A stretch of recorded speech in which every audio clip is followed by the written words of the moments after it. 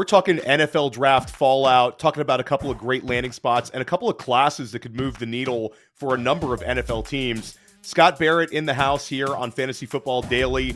And today we're joined by Mike Renner. What? Why are you shaking your head? You're welcome.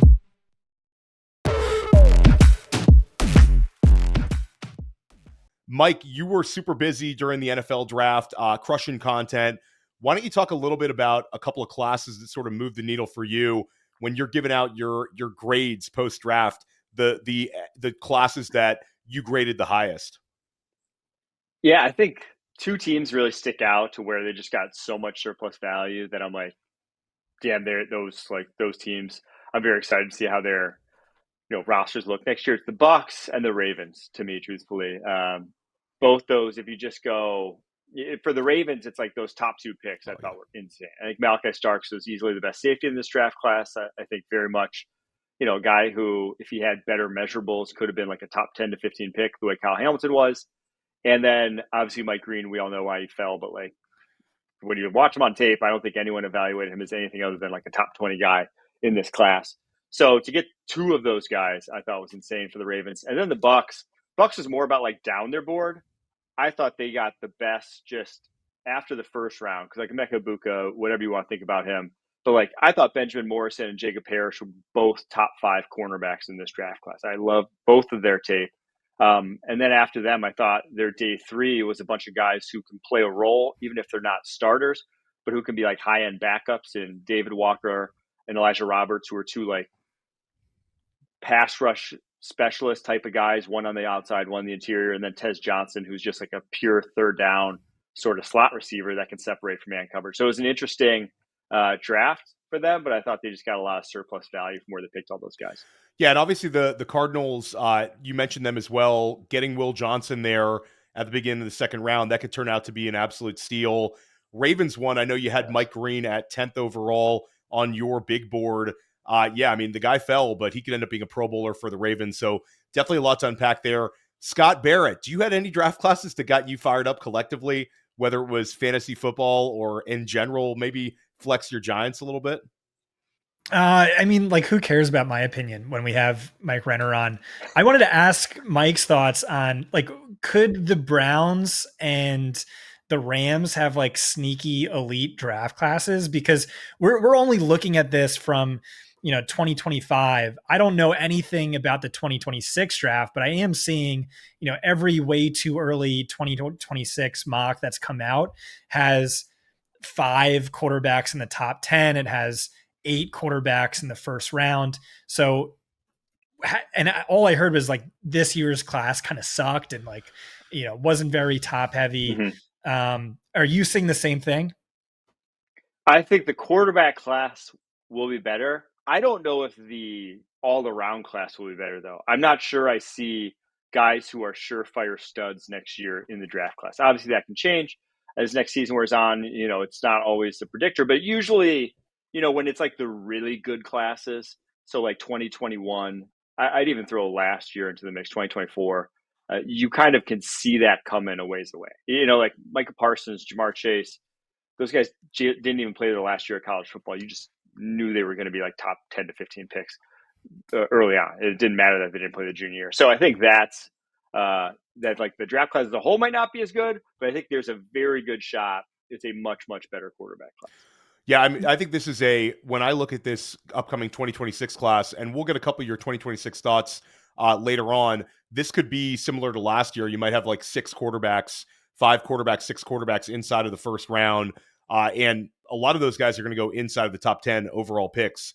But let's go back to the Bucs. This is one where some people were very, very surprised where we saw Emeka Egbuka go at 19 overall. There had been a couple of late mock drafts sort of projecting Matthew Golden in that spot. Certainly Egbuka fills that need. But what are the Bucs telling us with that selection, Mike? Is this an indictment on the age of the wide receivers?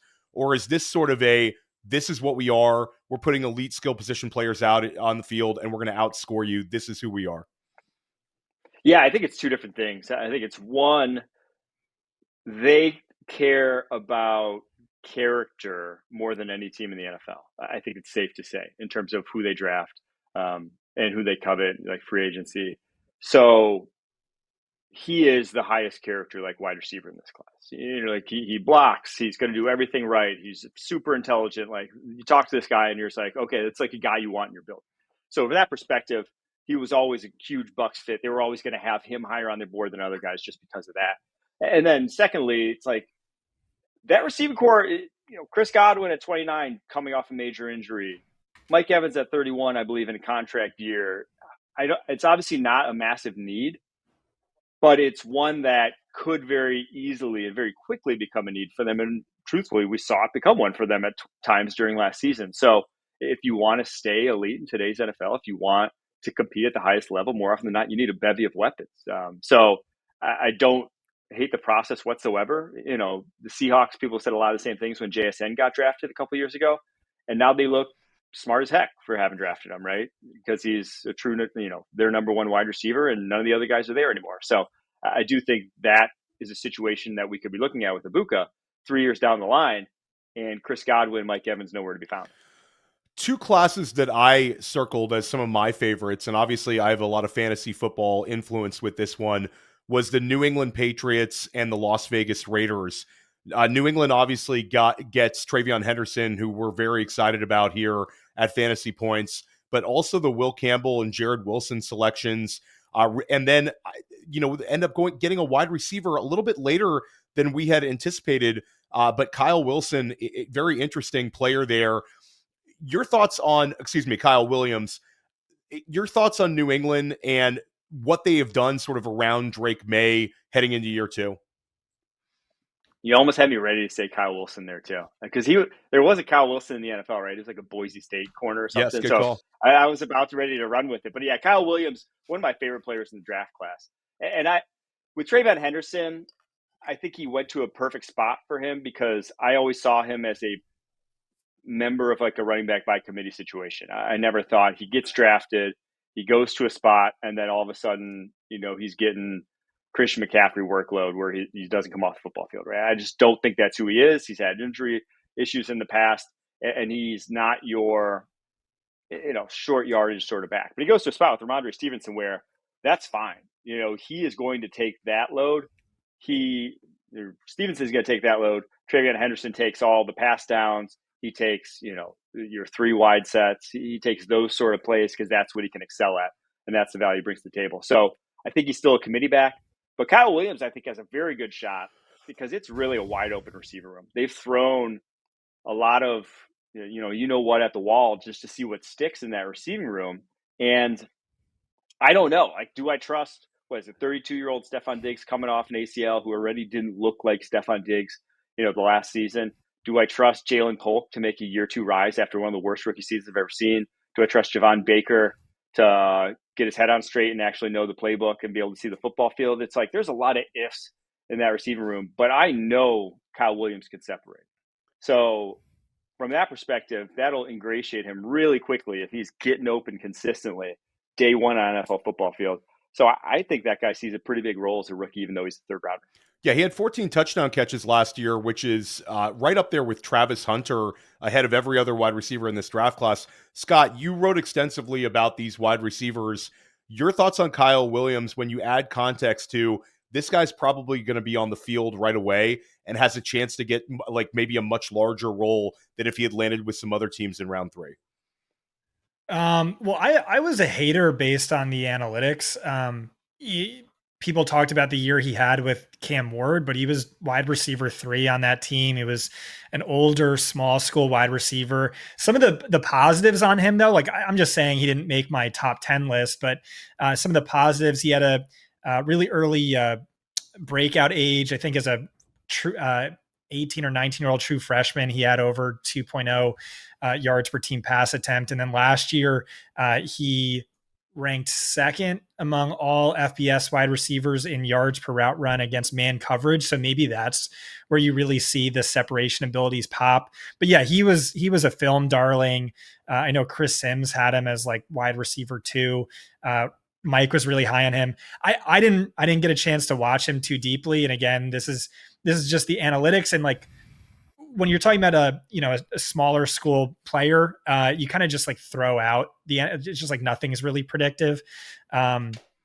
So I don't know, maybe you can kind of explain what happened there 2 years ago or anything like that. But obviously the landing spot is great. And like I said, film people really high on him. I would be curious to know what his ass is, because that's where I think he excels. Thanks for the plug, Mike. Shout out Fantasy Points Data. And I'll say this, he is pretty young for a fifth-year guy. He's still only 22. So he's not like, you're a super aged fifth-year wide receiver. And I think if I were to put like a comp of a guy who has a similar profile and a similar collegiate sort of, I guess, trajectory, like Zay Flowers is a guy who late career breakout. I think it was like, wasn't until a senior year where he really started being a guy. You saw him like get stronger. And when guys are really skinny, I think you see the strength difference matter. So like he came in, Matthew Golden, like 175. Now he's like 185, or like 170. Now it's like 185. And that's a lot of muscle when you have a skinny frame. So I think you saw him just get a little more twitched up, and similar to Zay Flowers, where like that just extra umph, you saw it over the course of their careers. And then all of a sudden, by the time they get to the NFL, they may not have been early dominant guys, but by the end, they really were on tape. Well, you know who he reminded me of as like an upside comp would be Deontay Johnson, which is like an all-time Mike Renner guy, where I was in my pre-draft rookie drafts, I was taking him 412 every single time, just because you were so high on him. He goes much earlier than expected. Another film darling, small school guy, didn't have the dankest stats. Do you see any Deontay Johnson to his game? Hopefully without the off-field or, the problems he causes. Good, yeah, right. The good Deontay Johnson. A little, yeah. Honestly, a little bit. Now, even I think he's a little more twitched up and a little better athlete. Deontay was probably just a little crisper as a route runner and had a little more wiggle to him. But that's like that mold of wide receiver is what we're talking about. That's a weird mold. But I think when you're that, when you move the way those guys do, you feel good about them translating. Let's talk about the Las Vegas Raiders. Obviously, the Ashton Jeanty pick is about as big as it gets for fantasy football. We're starting to see him steam up to the mid-first in redraft leagues, let alone dynasty rookie drafts where he's the locked-in 101. But they didn't stop at Jeanty. They drafted Jack Betch in round 2, which is a player I'll be interested to hear your thoughts on. Then they also drafted Dante Thornton, a true downfield, huge yards per reception guy at Tennessee last year. And Mike, you also liked the 2 offensive tackles that they drafted in round 3. Your overall thoughts about this class? Yeah, I do think Betch, I think he's super talented, super NFL ready, like super polished sort of wide receiver. I just worry about where he went to, because he's very similar to Jacoby Myers, just like as an athlete, the routes he runs. And it's going to be Chip Kelly offense. They're going to run the football a ton. It's just that's what they're going to want to do. So you got Ashton Jeanty. You probably have a receiver out snapping him. And then you have a tight end in Brock Bowers who's going to out target him as well. That he's like the fourth mouth to feed on an offense that, we'll see. I'd rather be cautiously optimistic about how good it's going to be than, go all in on this being a world beater of an offense, because it's in a division that traditionally has some pretty good defenses there. The Broncos, the Chargers, the Chiefs. So they just may not be putting up a ton of points. So Jeanty, though, I was in agreement with pretty much everybody on his draft status. There's been some busts of top 5 picks, like Leonard Fournette, like Trent who you Richardson. had as a day 3 running back. Shout out you. Yeah, Leonard Fournette, I was just like, dude, he's so linear and stiff. Like Jeanty is up there with anyone you want to even put. I know people won't put him in the Saquon Barkley category because Saquon's like an athletic marvel, but I feel good saying that, he's probably the second best back behind Saquon that I've seen scouting. Like there's no weaknesses to a game. Like there's not a lot of holes to poke. Like Bijan, you could say he doesn't run with quite high end power. Obviously you could poke holes in Leonard Fournette's game. Zeke Elliott wasn't quite an elite athlete, just a good athlete. But Jeanty's he's really got it all.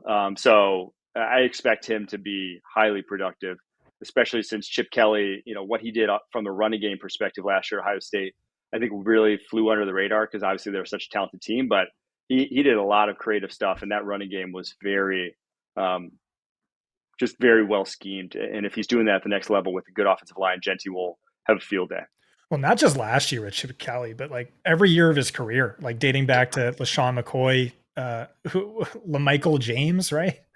Well, but they used to with the Eagles, they would just spam a lot of inside zone stuff. And that's kind of like when he was with the 49ers, it got stale, right? And that it just like didn't quite work out. But I think he's really kind of turned the page on that, and it looks a lot different now. I just mean from like an analytics perspective, Yes. Everywhere you went, you've seen like insane hyper efficiency for running backs who didn't really translate at the next level, except Zach Charbonnet maybe a little bit. But yeah, and I loved listening to this press conference where Pete Carroll kind of talked about Ashton Jeanty as like sometimes you get this running back like who has their own unique style or like on-field personality.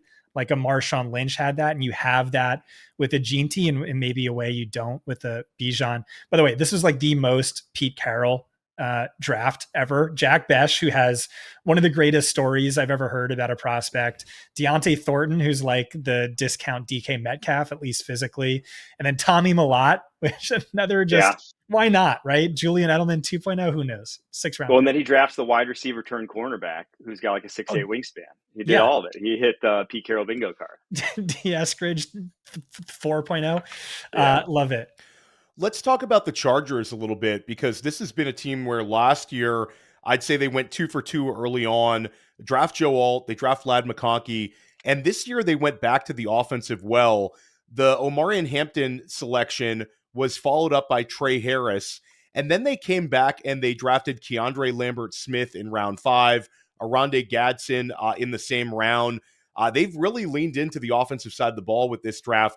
How do you see Harris and Hampton sort of influencing this offense? Obviously, the Harris question, I think, put a little context into, does this have any sort of effect potentially on Ladd McConkey? Do you think this franchise loves Trey Harris? Like, where are we at with that one? And then Hampton, does he completely nuke Najee Harris on day one, or does it take a little bit of a buildup for him to establish sort of an alpha role? I feel very confident saying he nukes Najee Harris immediately. Like, I see it being like last year with when, what's his face was healthy, the Ohio State back in that offense. J.K. Dobbins. Dobbins. Yeah, I see it being like that, where it's just where Najee Harris plays the Gus Edwards role and Omarion Hampton is the lead back. And just because Najee's just not dynamic. You don't have the dynamism. You don't have the home run hitting ability when he's in the game. So that's what made that offense so dangerous early on last season before they obviously had to pivot, injury struck, and they became a little bit more pass happy. I do think Trey Harris is going to cut into Ladd McConkey just because, like, when there was only Ladd McConkey, of course your quarterback's only going to throw to Ladd McConkey, right? Of course Justin Herbert's only going to go that way. He's the only guy you can rely on. I think Harris is a great fit for that offense, though. The only thing I worry about is just, like, what's it going to be? I think it's going to be classic Greg Roman, where they are not going to open it up. There's just not 2 mouths to feed in the passing game when Greg Roman's calling up plays. So I don't know if he's going to put up good numbers, but I think he quite clearly is going to establish himself quickly as the number 2 there. He's just much more reliable than Quentin Johnson. He can run a closer to a full route tree than Quentin Johnson, even if he really hasn't to this degree. Like, he's going to need to get better because he hasn't had the reps. But when you saw him have to do different stuff, he was capable of doing it physically in a way that Quentin Johnson just has never proven to be so, unfortunately. So, yeah, I think Trey Harris eats into some targets, but it's not going to be so much that Ladd's not going to probably even build on his numbers from last year. Well, Scott, I think there's something to unpack there just with the Ladd McConkey. I saw a very sort of successful high-stakes FFPC manager sell off a Ladd McConkey share or 2 recently. Could this just be a Ladd McConkey's at his dynasty value peak? Therefore, we should explore kind of trading a little bit. It's a controversial one because you say trade Ladd McConkey and people just come after you. He's so steamed up in dynasty. I know you're not so scared of the Trey Harris landing spot, but Ladd McConkey was already at like 24.5% target share last year, right about that line. Greg Roman offense, they just drafted Omarion Hampton, could be way more run happy. I believe they were 12th in rush attempts last year collectively as a team. Now they add the best free agent running back and the second best running back behind a generational prospect with the first round pick. Do you think that there's a little bit too kicking the tires on maybe pivoting off of Ladd? No, I want to be buying Ladd, who just had like a generationally great rookie season by yards per route run, first down per route run, whatever you want to look at. And I'm not worried about. I think Quentin Johnson stinks. I think Will Dissly kind of stinks. I think Trey Harris. I was not a fan, and like to me, I was kind of envisioning Matt Harmon thinks he's going to be in the sacrificial X role. I kind of think he's going to be a little Josh Palmer light. I just think Ladd's really good, and I don't feel as good about some of the other receivers they have. So even if it is just like Greg Roman back in his old BS, I still would not want to be selling Ladd. Might want to be buying him. Yeah, I think you can make an argument sort of both ways there. It depends on what you could sell him for. I had this same conversation with Sean Siegel. We talked about potentially a Ladd McConkey sale and what it would take to get him off of his hands. Actually, on the previous episode here of Fantasy Football Daily, Mike, let's go back to Omarion Hampton. You think he's going to nuke Najee Harris? We believe this is going to be a run-heavy offense. We believe this is going to be an efficient offense. When you compare the potential impact in year one specifically from Omarion Hampton and TreVeyon Henderson, who do you think scores more fantasy points? Who do you think has the stronger season for fantasy managers? I think Omarion Hampton because, one, Greg Roman and his running scheme I trust more, and two, that offensive line is just so much better. Like, it's going to be a very good run-blocking offensive line after adding Mekhi Becton. It already was last year, but like Joe Alt year two could be all-pro level play from what we saw from him as a rookie. Mekhi Becton adding to that team that was like struggling on the interior. I just think it should be one of the best run-blocking lines in the NFL. And again, I just don't see Najee being, even if he takes some short yards away from him, I don't see him really thieving that much. Whereas I think Ramondre could take a lot of ops away from TreVeyon Henderson in that offense. That's an interesting one. Ramondre, there's been sort of a number of people sort of saying what you said about Najee. So that take is definitely not like everybody's saying it type deal. Scott, anything to add with your expectations year one for TreVeyon Henderson? Like for me, I agree with Mike. I think Hampton outscores him. I do think Henderson was a huge post NFL draft winner for me in both the overall Dynasty rankings and this year's Dynasty rookie rankings. Yeah, I kind of agree with Mike. Like that was the big question on TreVeyon is like, is he just doomed to be a committee back? And Mike, Brett both felt the answer to that was yes. Whereas with Omarion, like the big calling card on him is like, this is just a prototypical bell cow, elite yards after contact guy, like jacked out of his mind, handled a robust workload, great as a pass catcher. And that's kind of what you heard in the press conferences as well. And you take him round one, that's probably what you're going to try and do. Like we know Greg Roman has this committee backfield, but it's also, a backfield that's like a lock to finish top 5 in carries, touches. I watched the press conference. They did kind of talk about Najee, but like Harbaugh was uncharacteristically muttering and stammering the whole time and like looked super awkward. The vibe I got was just, maybe reading too much into this, but the vibe I got was just maybe they told his agent like he'd have a chance to compete for the starting job. But more than anything, it's no, like they love this guy. They signed Najee to like a 1-year deal that was basically nothing, $3 million. Najee's a player who has 0 40+ yard runs in his career. Like I think it's kind of, the Omarion Hampton show, and it should be. And they kind of know that. Mike, everybody sort of talked about the Cleveland Browns draft, and it was because of the quarterback situation. We'll get to your prediction of who starts games for Cleveland this year. So you had a take on that on X.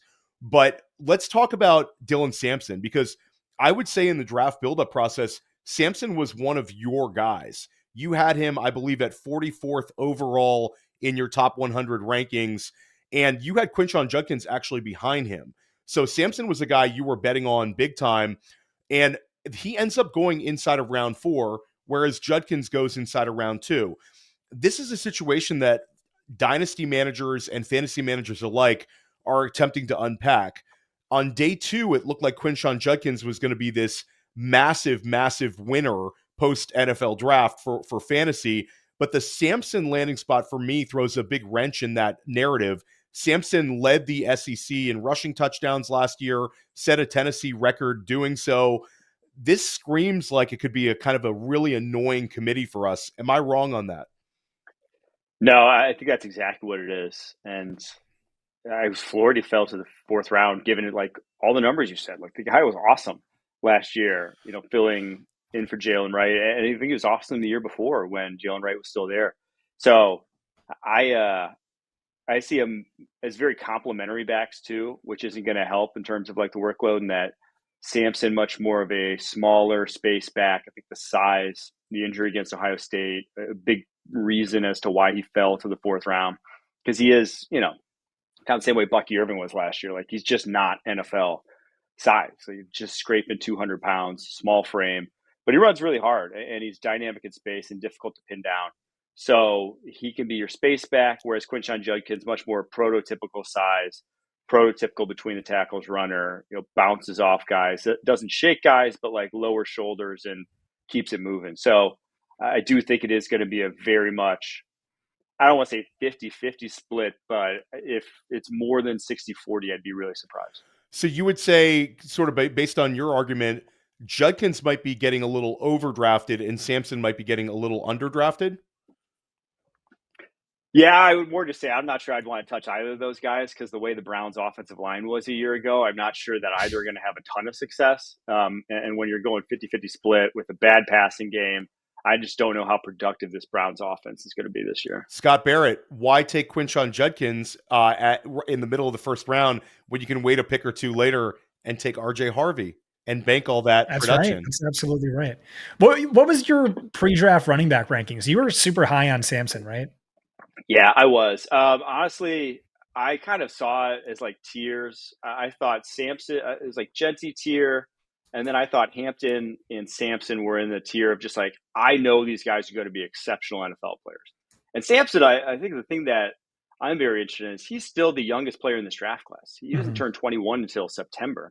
And that's like all positions. He's the youngest player in the draft class. So like if he's small now, I do think there's some development that can happen physically from him. And he's like a former track guy with like verified fast track time. So he's very much kind of athlete that can succeed in that mold. So it was those two. And then I thought Cam Scadaboo was like your elite short yardage back. TreVeyon Henderson was your elite pass down back. We're kind of like my next tier. And then there was like four backs that I just like knew were going to be good NFL backs. They were RJ Harvey, Quinshon Judkins, Jordan James, and there's one guy whose name escaped me. I should probably pull up my rankings and find out. But those guys were like kind of my next. It's just however you wanted to draft them, I was completely fine with whatever. It's just more stylistic fit, scheme that you're running. That was more what I was looking at that point. But it was such a good running back class that I really wasn't too pressed either way where you were going to go in this class. RJ Harvey was certainly a fantasy points guy throughout the process. Brett Whitefield had him at RB3. Scott, I believe you had him RB6. I had him RB6. RB5. You had him RB5. I had him RB6 heading into the NFL draft. A lot of other sites were like way, way lower on him. And it was sort of like different universes. When I would podcast with Scott and Brett, we talk about him all enthusiastically. He's going to go on day 2. And then I'd podcast with people from other sites. They'd say, I think he's going to be a day three guy. I'm a little worried, the age, etc. That sort of narrative's out. He lands in the nuts landing spot. Denver was a spot that we had circled as a potential first round. And of course, they take Harvey in round 2. Your thoughts on him this season? Is he going to make a massive impact, or do you have a little bit of trepidation that this might be a little bit more of a committee than some people are banking on right now? I don't think it's going to be much of a committee. I just don't. But the problem is, if there is anything that's worrisome, it's that Sean Payton, I guess some years with Alvin Kamara, he's been like a lead dog, but really hasn't turned the keys over to a back, or hasn't been known for turning the keys over to a back wholesale. And so, like, if you have an Audric Estime there, I think that could eat into his production a little bit. But I don't see anything, like, if you just look at RJ Harvey and who he is, there's nothing in his profile that says he can't be an every single down back. Like, the comp for him that I had was Ray Rice. Guy can catch. Whoa, I love that one. Got contact balance. And he's just like very low to the earth. It has that sort of cutting ability that's unique for guys who are built like him and Ray Rice. Completely rocked up guy as well. The narrative, Yes. that's the other people are like, he's small. I'm like, he's short. No. He's short. Let's put a Exactly. qualifier on that. Talk a little bit about the one criticism for RJ Harvey that I've heard from some is, and this is after the landing spot, pass blocking. Do you have any question marks on that? Was that something that you wrote down at all? Like that, and Brett Whitefield, we didn't hear that from him. That's been a sort of an outside of fantasy points sort of narrative that's come up. He wasn't a red flag pass blocking guy for me. I can't recall exactly what I had in my notes on him, but like red flag pass blocking means like, he's lacking effort entirely, which he wasn't that. And usually if a guy's not lacking effort entirely, you can coach him up at the NFL level and he'll get there. Interestingly enough, the Jaguars actually did have him as a red flag pass blocker. They brought that up in like the interesting. I don't know, one of these deep dive investigations. They mentioned RJ Harvey struggling there, but they loved him. They wanted to get him. They were pissed the Broncos sniped him. Yeah, and everybody listening to Fantasy Football Daily, highly recommend School of Scott. Not only because Scott and I put out an awesome podcast every week, but Scott did a bunch of these special podcasts with Greg Branos of the Coach Speak Index, breaking down each and every one of these press conferences. So Scott put out like 3 podcasts that basically broke down about 40 hours worth of press conferences. Highly recommend those ones, especially if you're drafting in rookie drafts over the next week or so. Let's stick with these day 3 running backs and get your opinions on them. You mentioned Cam Skattebo. Lands in New York, so he falls out of day 2. It goes in round 4. Does Cam Skattebo take the job from Tyrone Tracy, or is it somewhat of a committee? And your expectation of a timeline if he is going to take away that job? Yeah, I think we're looking at more of a committee, but I think it starts to one of those where it trends over time, probably towards Skattebo.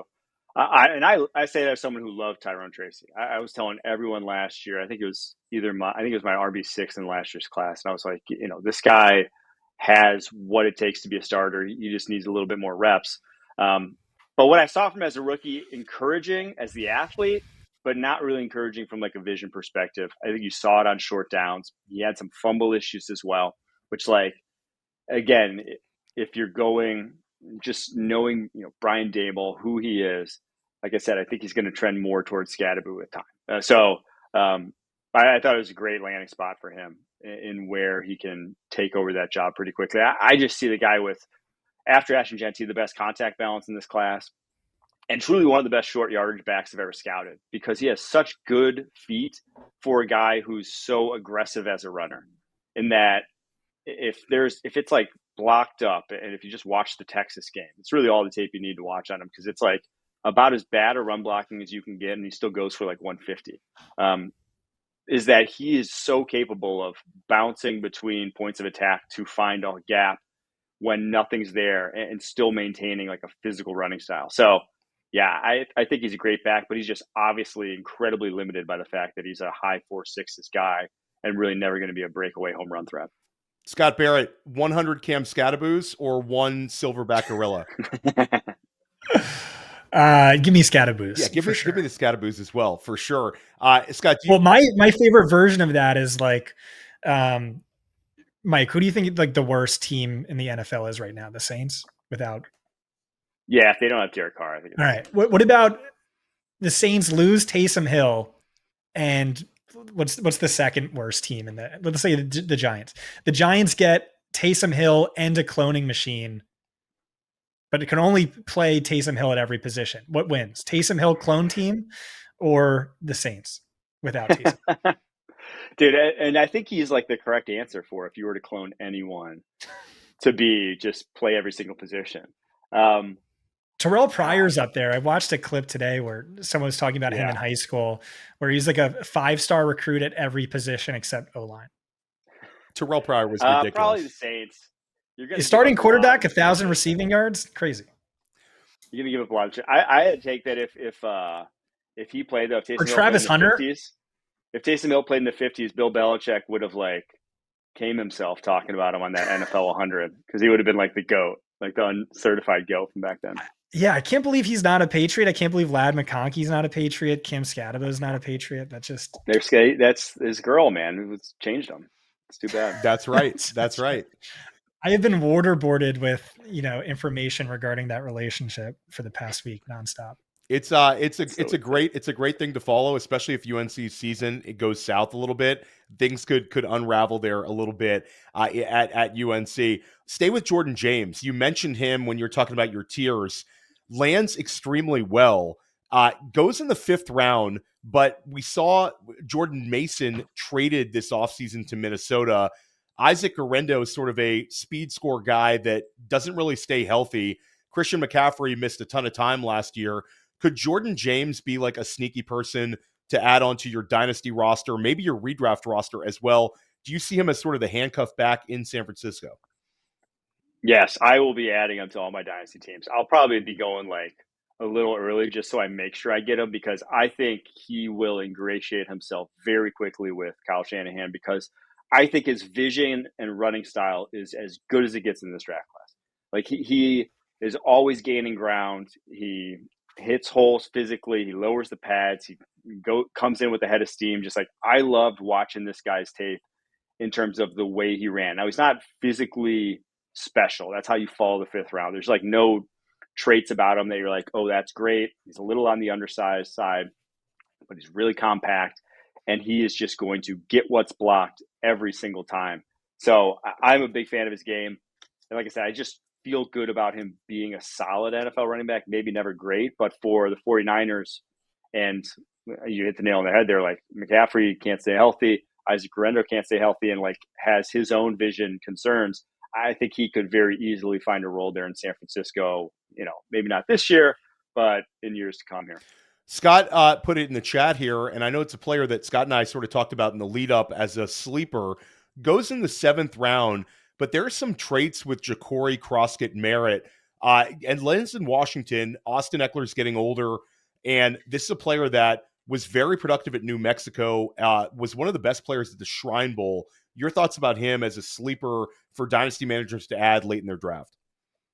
Oh, I was hyped about this one when he got drafted, because I thought that was the ideal landing spot. I could not have handpicked a better spot for him to go, because I do think Brian Robinson is very limited in the sort of runs you're going to ask him to do, and they're perfectly complementary backs. And that Croskey-Merritt's a little bit on the undersized side. He's not completely undersized, though. I don't think he's, he had a ton of carries at New Mexico the year prior, so he's not like limited in that regard. But he has dynamism to him that you're going to get a lot of space to work with if you have Jaden Daniels running options next year, right? Like, you're going to have clean looks, and especially with how much they've invested in that offensive line. So he's got insanely good feet. He's a hard and patient runner. I just think that, he played one game this past year. It's such a weird profile. But this year, even from last year at New Mexico this year, I thought he got a lot stronger. I thought his tape was a lot better. And then he went to the Shrine Bowl, and like, the guy won the MVP of the Shrine Bowl over the week there. And it's not like, obviously Shrine Bowl doesn't have the same level of competition as the Senior Bowl, but if you just watch the tape of the runs he had at the Shrine Bowl, he is making guys who are going to be on an NFL roster look silly a lot of times there. So I'll put some stock into that and think that in that Commanders backfield that doesn't have a back really that can do what he does, that he could easily see some touches. And Scott, your thoughts on Croskey-Merritt? I don't have much. I'll take Mike's word for it, but late round 7 guys, those typically don't tend to amount to much. But this is a team that went with a committee approach. Eckler's up there in age, so why not? One player steaming up dynasty rookie draft boards. I'm in a single QB high stakes league, and Jarquez Hunter went off the board at the 207. He's sort of been a lot of people's favorite day 3 pick that's not steamed up. Like Bashal Tutin, Cam Scadaboo cost you an arm and a leg. Jarquez Hunter, you're able to get a little bit cheaper in some leagues. This is a fun one. Like Scott and I talked extensively about him, Brett Whitefield earlier this week, right here on the show. Your thoughts on Jarquez Hunter, and do you see any potential chaos in this LA Rams backfield? Well, let me snipe this. Let me snipe it. This is one of my favorite sleepers at the running back position. Like, the analytics just pop for me in a major way.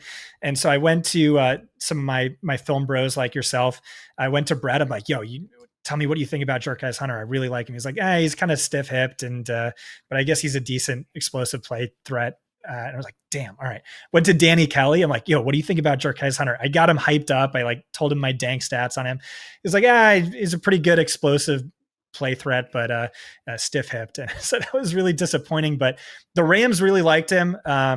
They said to Peter Schrager, like before the draft started, this is our guy if he's there on day 3. They did hype up his explosive playability, which is something they lacked last year. But yeah, now I'm dying to hear what you say. And it's going to be like a Christmas Carol. You're going to shoot your eye out thing if you say he's stiff hipped. But what did you think, Mike? He's a little stiff hipped. It's just like you see it in his cuts. He's not like crisp. He doesn't have the one cut ability you would want of like a speed back, right? If you have speed, you want to be able to really deploy it by not having to decelerate through your cuts, right? And I just didn't think you saw that great from him. And again, he goes to a spot where Kyron doesn't come off the field to begin with. And like Blake Corum, they just used even more draft capital on a year ago. And I like Blake Corum a lot, truthfully. I liked him a lot coming out last year. So I think he just has a very uphill climb. But he does have one thing that those two other guys don't. It's speed, right? Those two other guys are not high-end explosive backs. They are grinders. So maybe he can play a little bit of a different role, but I just don't see like every down guy. Ollie, good note on him is that Theo gave me. It was in high school. He won a bunch of powerlifting competitions, and he refused to take off his. That makes sense, actually. He refused to take off his cowboy boots. Mississippi Muscle. He was like 17 years old, and he was like 190, 185 with like a 590-pound deadlift. 600 in cowboy boots, 600 like ostrich. 600-pound squatter too. So yeah, we're rooting for Jarquez Hunter. Stiff hips, sort of be damned. Scott and I are planting a flag. He needs to take some like salsa lessons and give up the powerlifting yoga, maybe some yoga, loosen it up a little bit. One back that I'm curious, Ollie Gordon, mega producer at Oklahoma State, that 2023 season. If I told you he was a 6th round pick in 2023, you probably would have pushed back on that one pretty hard. Ends up going in the 6th round, but lands in Miami. And Scott and I have sort of talked about this as Miami maybe needs a power back. Do you think that there's a chance Jalen Wright is just the handcuff to Devon Achane and Ollie Gordon can sort of grab a hold of a somewhat Raheem Mostert-like role? I think so. And I think you went to a great spot because the Rams run a lot of like wide zone, wide pitch plays that's when he's at his best. I mean, he's very similar to like a Derrick Henry or even like a Caleb Johnson in this year's class. When you're that big of a dude, and Ollie Gordon has this like his frame looks like an H-back, not a running back, right? Like he's just a unique build for a running back. You need a head of steam. Those guys can't just be stopping their feet and shimmying behind the line of scrimmage on like inside zone or power or whatever. You need that head of steam to start breaking tackles, to start your getting stiff arms out in space. Like those are when those guys are at their best. So I think it's a great fit for them. And I do agree that I think there is a world where Achane and Wright are kind of redundant and that Gordon's kind of this third other thing, that it's like doing this completely other role in that backfield. But I will say I was so disappointed in his tape this past fall. It was not good. And that's someone who loved his sophomore tape. Like I was like, man, this guy could be, in that mold of a Derrick Henry. Like he really could be this unique power back that brings something different to the table, but just was not on film this past fall. So I ended up being pretty low on him. Like I was like 6th round is where I would have taken him. But I do think the landing spot was really good for him. Did you have a comp for him? Because to me, just seemed like exactly like Chuba Hubbard. Both went to Oklahoma State, both lights out as sophomores and then really fell off as juniors. Similar size. From like a physical perspective, I didn't actually end up having a comp for him because he's a weird ass back, man. Like there just aren't many backs in that mold. Like I said, guys that look like that play off ball linebacker more often than not. So I think he missed his call. It was like standing next to Harold Fannin Jr. when we were down in Mobile at the Senior Bowl. Like Gordon's really long wingspan, big guy, but yeah, that last year for Oklahoma State, complete disaster as a team. Scott, I'm going to add in Jaydon Blue, and then if you have any other day 3 back names to throw out, we'll wrap this one up. Jaydon Blue, 42 catches last year, 6 receiving touchdowns.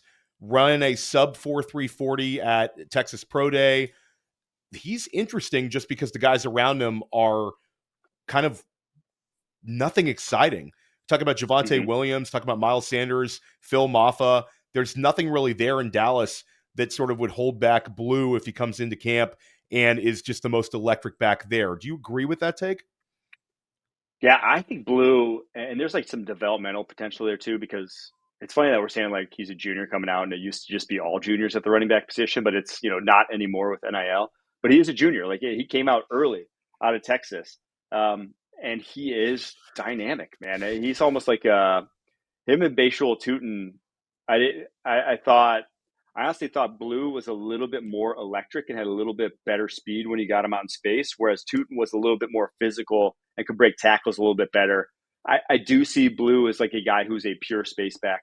He really is not a between the tackles runner, but I don't see in a role like that, I don't see why he can't be really, really productive because he is just so dynamic and not just long speed, but short area quickness as well.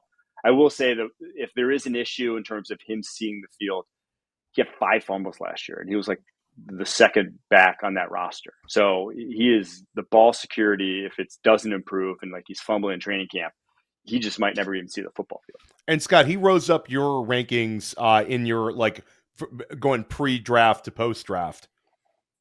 Yeah, you just have to due to, low level of touch competition in that Dallas backfield. The running backs I'd ask you about, I think, are, you can take your pick. Either Brashard Smith in Kansas City, is there like Jerick McKinnon 2.0 upside there? Or what are your thoughts on Damien Martinez? Like, do we just write him off? I know a lot of film guys were very high on him, but round 7 draft capital, just, I'm getting Dwayne McBride vibes. Yeah, I liked Martinez quite a bit. Another early declaree. I thought would be more of like a 4th rounder than a 7th rounder, but he went could have to been medicals. You never know. Yeah, went to literally the worst situation, right, that you could possibly go to, behind 2 backs in Seattle. That's just like he will never see the football field until one of those guys is traded. So, if for some reason things change in that regard, then I'm interested. Like if Charbonnet gets traded or one of those guys, then. But I just don't see him ever even seeing the football field until then. Smith, I will say I have a higher likelihood that he sees the football field only because that's such a poor receiving backfield, and he was a former receiver, and that is like the trait you want in him. Because I honestly didn't think he was that good as a actual running back. So I would consider even moving him back to wide receiver with what I saw from him on tape. But in a backfield where, you just think about Kansas City when they had Jerick McKinnon, they would use the running back as a, wheel routes. They'd split them out wide. They would actually do some things with them that they just objectively did not do last year with what they had in that backfield. So I think there's a good chance he sees the field, but it's such a limited production. And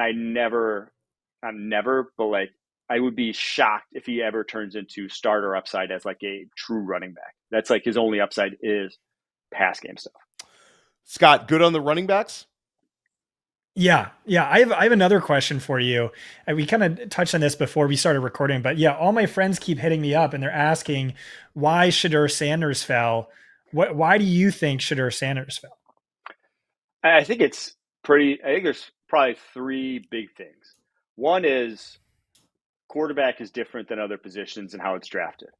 If Cam Ward didn't get drafted 1 and say he fell past 3, well, if he fell past 3, he was probably going to fall all the way to 9, right? Even if everyone saw him as the top of the draft guy, there's just teams would not draft a quarterback in there. It's such a dichotomous thing that the vast majority of teams aren't looking for one until the 6th or 7th round. They just have other places on the roster they're going to go. So they wouldn't even address it, even if, the best quarterback in the draft, the top 10 guy falls to them. So it's just a different position from that perspective. The second thing is that I saw him as a day 2 guy. Most people I talked to saw him as a day 2 guy. Day 2 quarterback in the NFL is not a starter, right? Day 1 guys, you're expecting to start early on. Day 2 guys, you're expecting to be like developmental projects. They're going to have to be on the bench. And so if you see a guy being on the bench, there's a profile that you look for, and I think you can pretty objectively say it's not Shedeur Sanders in terms of who he is personality-wise, the media circus that's going to surround him, and just what that locker room is going to look like with him in the building. So from all those things, there's just a lot of teams that are like, he's a backup quarterback, and then that's not what I look for in a backup quarterback. So you had all that put together, and I think after he, it kind of reminded me of, Sam Howell was the guy that a lot of people thought was a day 2 quarterback. He fell to literally the exact same pick, 144 overall in the 5th round. Everyone's like, how's that happen? Well, I think very similar reasons. People are like, for some reason or another, I think with Sam Howell, his height. With Shedeur Sanders, it was obviously the media circus, where they're just like, I don't have a high enough grade on him to justify it. We're going to look elsewhere at the position. Over under on games Dillon Gabriel will start this year for Cleveland. That's a great, I ultimately think after all this circus, Joe Flacco probably starts week 1. But Joe Flacco is 40, and 40-year-old quarterbacks not named Tom Brady don't have a strong track record of staying healthy. So I'll put it at 3.5, I think. And if I did that, I'd probably take the over on that. I think he actually sees some real time because he's just, the guy's played a zillion snaps of football headed into the NFL, more football than anyone else has ever played heading into the NFL. So I think, he's handled it year 1. Wait, that's your boy, right? Dillon Gabriel? I love Dillon Gabriel. Yeah. Yeah. Okay. It'll be interesting to see if Oregon can give us a quarterback. Did you have him above Shedeur? No, I had him right behind just because I think Shedeur maybe is a little bit higher end in him, but I think he's the better quarterback right now between the two. Let's go a little lightning round to end it, Mike, and look at some of these wide receivers. Who's your favorite wide receiver selected in round 3 or later? Jalen Royals, Elic Iamaner, Pat Bryant, Isaac Tesla, or is there another name that sort of stands out for you? And again, we talked about Kyle Williams already. Gosh, of those guys, it's probably Jalen Royals. I think he is just from like a on-field tape production standpoint last year, if he would have played a full 13 games, he would have led college football in receiving, right? Like he was on pace for, I think, like 1,550 yards or something through the 7 games that he did play. The guy had the fastest 10 split at the combine. He is good after the catch, got great ball skills. There's just a lot to like. It's so hard to evaluate his tape. 1, the competition level. 2, just the offense. There's a lot of weird concerns there. And then I will say he went to the Senior Bowl and he didn't have a great time there. But, neither did Isaac Tesla. Some other guys in this class weren't elite at the Senior Bowl. But I see a guy who's just really natural with how he catches the football. I put a lot of stock into the way guys attack the football in the air as to who they'll be as receivers, because I think Darius Slay actually said this on the draft show. I was on the Bleacher Report draft show last Thursday. I thought it was something that doesn't get talked about a lot. But he said without the stripe on the football, the NFL football is a lot harder to catch. It's a lot harder to track in the air. So in college, if guys have trouble tracking it, it gets harder in the NFL. It gets worse. It just gets amplified. So when you don't have the stripe, I want the guys who are, it's second nature to them that they're catching that football. So I think he's one of those guys when I watched him on tape. So there's a lot to like. Obviously, he's kind of buried on that depth chart, but if you rise to the top in that depth chart, you're obviously going to see a lot of production. So Jalen Royals is probably the guy I'd say. No, I love that take on the football. I think that's very, very interesting. Terrance Ferguson, this is a guy that you talked about on X. You really seem to love the landing spot, the athletic profile. Scott, you were also talking about him this past week. Mike, your thoughts on Ferguson and his impact in LA? Man, I think he's in a great spot to produce. Maybe not year 1. Obviously, he's going to be buried behind Tyler Higbee, but my comp for him was Tyler Higbee, and I think he's even a little bit better of an athlete than Higbee was coming out. He's got just the fluidity that I think it takes to be a high-end pass catcher at the tight end position. You better be able to, you see a lot of tight ends who are like 6'5", 250, and they are not, the top of their routes don't look like the top of routes that wide receivers run. They are, just planting a foot and they're going. Whereas with Ferguson, you saw him be able to break down. You saw him be able to sink his hips. And you saw him be able to rotate his hips. And just like, it looks like a big athlete in the way that a lot of tight ends don't, in a way that most guys for your most guys who are 1,200 plus yard tight ends do. So I'm a big fan. He obviously needs to get a lot stronger, but he's great after the catch. He can run routes. He's got good hands. It really is just the play strength. So maybe not year one, but I think as his rookie contract goes on, I think he'll be even more productive. And Scott, you have him as your tight end. What in this class right now? Well, tight end 4. Yeah, I'm curious, Mike. What would your top 3 look like? Focusing on fantasy, so pass catching upside. Maybe you bake landing spot into that, but were you like definitively a Warren over Loveland guy, or vice versa? Was it basically tied for you? And then who did you have 3? Yeah, so I had Loveland clearly 1, Warren clearly 2. And can you expand on that? I just think Loveland's a much better athlete. I think Loveland's route tree hits every area of the football field, whereas Tyler Warren's route tree is going to be more limited. He's going to be more of an underneath intermediate, whereas Loveland can get down the field and can do more out wide if you needed him to. And then after that, I saw Ferguson and so I think the next tier of 3, I would put Ferguson, Fannin, Arroyo, just depending on what type of tight end you wanted. Obviously with I love that tier. Fannin, a lot of film guys not high on Fannin. Oh, dude, Fannin's just weird. Like he just is weird. And I think he went to the perfect spot though, because he's not a starting tight end. So what I kept saying is like, you never, if you just wanted a tight end, you're not picking him. You almost have to have another tight end and then use him as a hybrid player who's almost more like a wide receiver.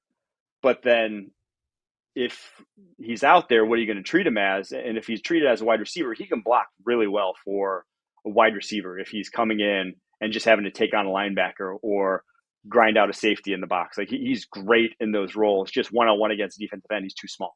So Andrew Berry was asked like what position he plays, and he said queen on the chessboard. That's awesome. Yes, right? That's what I kept saying pre-draft. I was like, he's this weird other thing that you almost have to dream up a role for.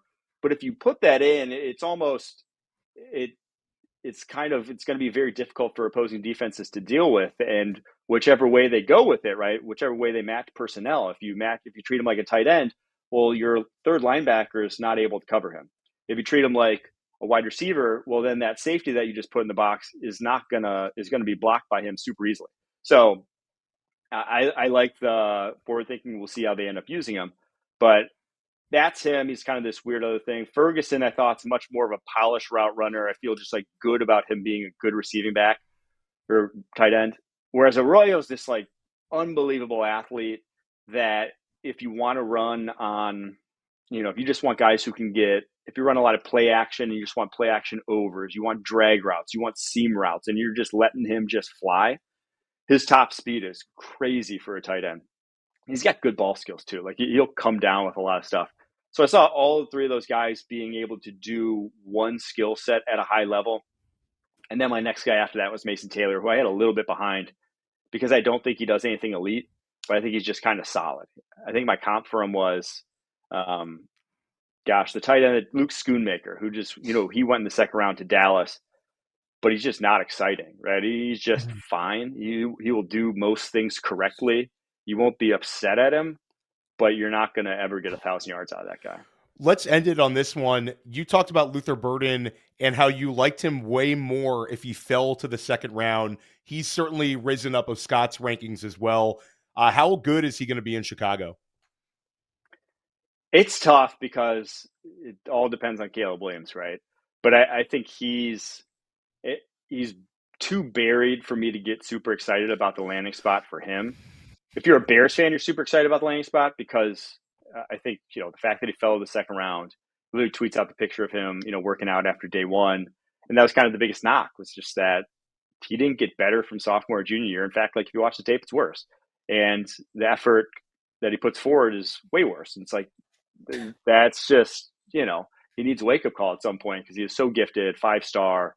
And just at some point, you're going to have to refine your route running ability better than he did. But you watch him move, you're just like, there really is nothing stopping this guy from being a high level route runner. Kind of how I felt about Malik Neighbors last year. Malik Neighbors obviously like a better athlete all around, but he was not a polished route runner coming out.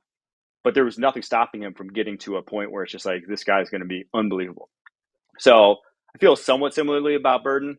Like, he's a better athlete than DJ Moore, probably a little better overall than Rome Odunze, but I think in 3 years that room is probably just Odunze and Burden. And we've seen what Ben Johnson can do offensively. That's probably going to be a scary offense when that's the case. Yeah. Can you elaborate on, obviously this all comes down to Caleb Williams, everything loaded into the periphery of that, like Caleb Williams. What were your thoughts on him coming out of college? What did you think about his rookie season? And what do you think about all of this help that they've spent to give him 3 new starting offensive linemen, round 1 tight end, round 2 slot? I think it's shrewd from the team building perspective, because if it really doesn't work out this year, I think you have a good handle on where you're at, and it's going to be a really attractive location for other quarterbacks to want to be there.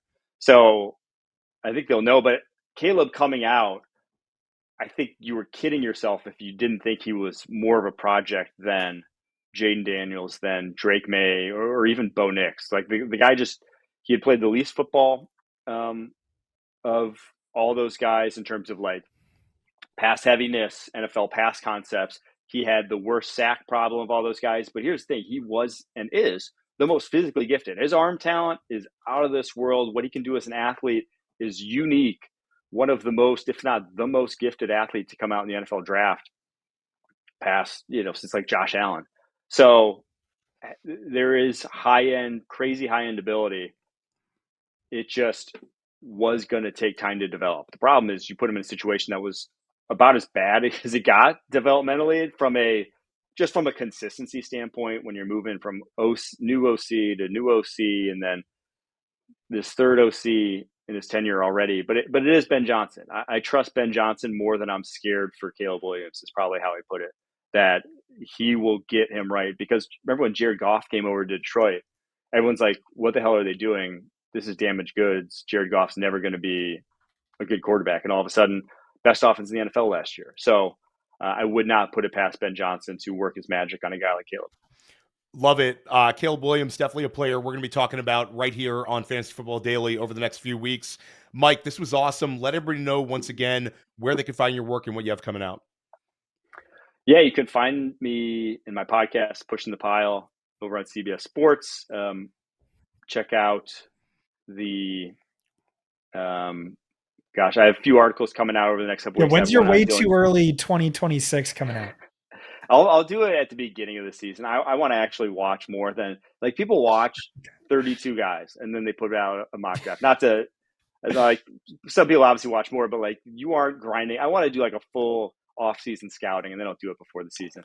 But I have a Dillon Gabriel versus Shedeur Sanders tale of the tape that's coming out next week on CBSSports.com that you might want to read if you're drafting those guys. And for all of the dynasty managers who are trading late 2025 firsts for random 2026 firsts, I think the hope for many is Jeremiyah Love, the running back for Notre Dame.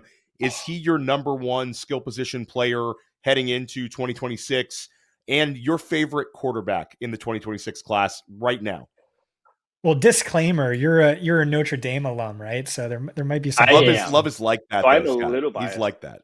But Jeremiyah Love is insane. This guy is so freakish athletically, what he can do. And he's young too. I mean, he will be a 20-year-old on draft day. So a really young prospect coming out. And he should have 4.3 speed. I mean, he had verified high-end track numbers coming out of high school. Everyone remembers the run from Penn State, but like, he has so many runs on his tape that are just, if he develops, if he gets stronger in the off season and develops in that manner, I think he could be a top 10 guy. Like, I would not put it past him. That's the kind of athlete we're dealing with. The running back is back. And your favorite quarterback of the 2026 class? Okay, so right now, if I just had to put a pin and say this guy is likely to be a top 10 pick, I think Garrett Nussmeier is the one I'm putting it in. He's not physically gifted. Like he's not. So like Drew Aller is going to be in that conversation and has much better physical tools. Obviously, Arch Manning has insane physical tools, but I would doubt he comes out given that, like Peyton Manning came back for a senior, Andrew Luck came back for a senior year. These guys are making $8 million a year to do it. He doesn't need the NFL right now. So I'd be surprised if he came out. But what just happened to Quinn Arch Ewers too? He watched that. Yeah, right. It would be Arch Manning. I do think he's going to be that guy when he comes out, but I just don't think he comes out. But Garrett Nussmeier, his dad is the OC for the Saints. He's, quarterbacks in his blood. You see that on his game. He knows how to layer throws. He knows where to put it on guys' leverage. He just got a little – it was just a little – he was in a super pass-heavy offense last year. It was all on his shoulders. In certain games, you just saw the quicksand come, and he tried to do too much. I don't think – I think with one more year under his belt, he's going to get rid of a lot of that, and I think you're going to see a guy ascend into top 10 sort of status, even if he doesn't have, special physical traits. I feel good about that guy being an NFL QB. Well, this was just awesome, Mike. Make sure you check out School of Scott. Scott and I were joined by Rich Haribar. We did a 3-round Dynasty rookie mock draft. Get you ready to crush all your Dynasty leagues. And then here at Fantasy Football Daily, we're going to keep it going. We're going to help you crush all of your fantasy football leagues this season. We'll see you next week.